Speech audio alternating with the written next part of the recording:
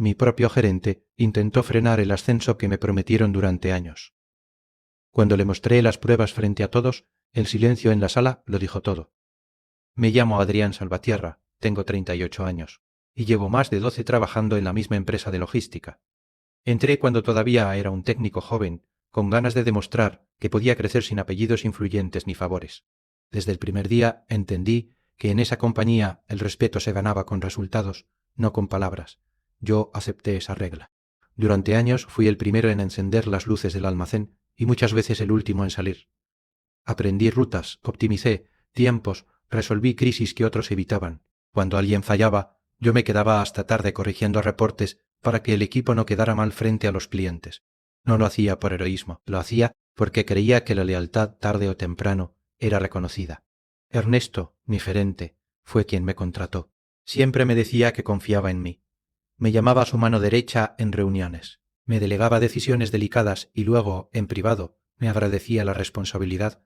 Esa confianza fue creciendo hasta convertirse en una promesa clara. El próximo ascenso a supervisor regional sería mío. No estaba escrito, pero fue repetido tantas veces que terminó pesando como un contrato. En casa, esa promesa significaba estabilidad. Mi esposa sabía lo que ese cargo representaba para nosotros. Mi hija empezaba a hablar de un colegio mejor. Yo no soñaba con lujos. Soñaba con tranquilidad, con dejar de calcular cada gasto a final de mes. Cuando Recursos Humanos me confirmó que mi nombre estaba oficialmente propuesto, sentí una satisfacción serena. No celebré en voz alta, simplemente respiré con alivio. Pensé que, por fin, el esfuerzo silencioso tenía sentido, pero a la semana siguiente noté algo distinto en Ernesto. Empezó a excluirme de reuniones estratégicas. Correos donde antes estaba en copia dejaron de llegarme. Frente al equipo hizo comentarios sutiles sobre la necesidad de liderazgos más firmes. No mencionaba mi nombre, pero todos sabíamos a quién se refería. Al principio quise creer que era presión del proceso, tal vez estaba evaluándome. Sin embargo, escuché un rumor incómodo en el pasillo, que yo no estaba listo, que tenía debilidades en la toma de decisiones. Me quedé inmóvil cuando no oí. Mi expediente estaba limpio. Nunca recibí una advertencia formal. Esa tarde pedí hablar con él. Entré a su oficina con calma. Le pregunté directamente si había algún problema con mi candidatura. Me miró sin la cercanía de antes. Dijo que la decisión no era definitiva y que debía ser paciente. Su tono fue correcto, pero distante. Ya no era el hombre que me llamaba aliado. Era alguien midiendo cada palabra. Salí con una sensación amarga. No era solo un retraso administrativo. Era una grieta. Algo estaba cambiando detrás de puertas cerradas y yo no estaba siendo informado. Esa noche, sentado en mi coche, antes de volver a casa, entendí que esto no se trataba únicamente de un puesto. Se trataba de mi nombre dentro de esa empresa. Y cuando alguien empieza a cuestionar tu nombre sin decírtelo a la cara, es porque ya está moviendo piezas. Mi ascenso estaba en juego y ya no tenía dudas de que algo se estaba moviendo a mis espaldas. No era paranoia. Era una sensación fría que se instala cuando entiendes que tu reputación puede ser dañada sin que tú estés presente para defenderla. Lo que estaba en riesgo no era solo un puesto. Era el nombre que había construido durante 12 años. La confirmación llegó unos días después. Una compañera de administración me reenvió por error un correo interno dirigido a dirección. Asunto: evaluación de candidatos para supervisor regional. Mi nombre aparecía en el primer párrafo. Leí con atención. Ernesto cuestionaba mi capacidad de liderazgo y mencionaba supuestos errores en 2 proyectos recientes. Decía que había tomado decisiones precipitadas que pusieron en riesgo contratos importantes. Me quedé mirando la pantalla varios segundos. Esos proyectos habían sido aprobados por él mismo. Tenía los informes firmados. No eran interpretaciones, eran hechos. Sentí una mezcla de humillación y rabia contenida, no por el contenido, sino por la intención. No era una crítica técnica, era una narrativa diseñada para debilitarme. No respondí al correo, no llamé a nadie, lo descargué y lo guardé en una carpeta privada. Después abrí mis archivos antiguos. Revisé evaluaciones anuales, reportes de desempeño, correos donde él mismo destacaba mi criterio y mi responsabilidad con parefechas. Leí cada línea con calma. Las contradicciones eran claras. Al día siguiente me llamó a su oficina, cerró la puerta y adoptó un tono casi paternal. Me dijo que el proceso era competitivo y que quizá lo mejor para mí era consolidarme un año más en mi puesto actual. Añadió que, si aceptaba la situación con madurez, las cosas seguirían tranquilas para todos. Esa frase quedó flotando en el aire. No era un consejo. Era una advertencia sutil. Era una advertencia sutil. Lo miré a los ojos y asentí sin discutir. En ese momento entendí algo importante. No estaba evaluando mi desempeño, estaba protegiendo su influencia. Si yo ascendía, su margen de control disminuía. Esa misma semana, un compañero de confianza se acercó en el estacionamiento. Me dijo en voz baja que Ernesto había solicitado comentarios formales sobre mi liderazgo. Algunos se negaron, otros firmaron por temor a quedar marcados. Aquello ya no era una opinión aislada, era una estrategia. Externamente, parecía que yo estaba perdiendo apoyo. Internamente empecé a organizar cada detalle.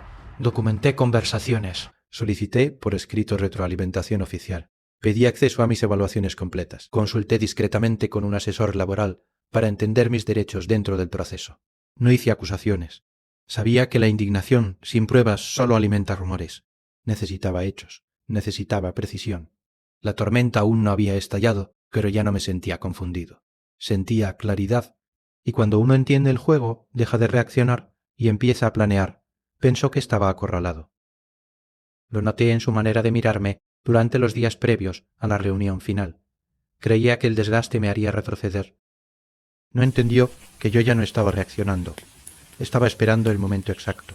La reunión con dirección se programó un martes por la mañana. Sala cerrada, mesa larga, 3 miembros del comité y Ernesto sentado a mi derecha. Llevaba una carpeta gruesa y una seguridad que parecía ensayada. Cuando comenzó a hablar, su tono fue firme. Dijo que yo tenía limitaciones en liderazgo, que en situaciones críticas me faltaba visión estratégica. Mencionó los mismos proyectos que había señalado en el correo. Escuché sin interrumpir. Tomé notas.